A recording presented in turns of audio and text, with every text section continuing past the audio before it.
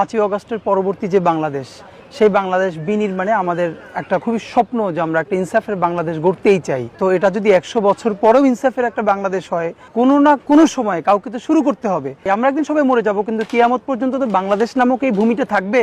সেখানে একদিন না একদিন মানুষ যেন একটা ইনসাফের রাষ্ট্র করতে পারে, ওই লড়াইটার জন্য কাউরের সূচনাটা করতে হবে। এটা শুধু ঢাকা 8 শাহবাগের জন্য বলছি না, এটা বাংলাদেশের 300 আসনের জন্য।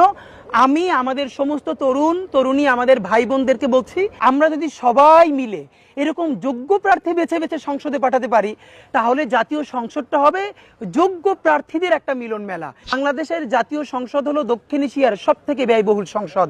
আপনি ভাবেন, সেই সব থেকে বাংলাদেশের মতো একটা গরিব দেশ, তার সংসদ এত ব্যয়বহুল, সেই সংসদের মধ্যে বসে প্রতিদিন মমতাজ হাসিনার গুণগান করে গান গাচ্ছে এবং সবাই মিলে সেখানে একটা থার্ড ক্লাস মজমা বসাচ্ছে।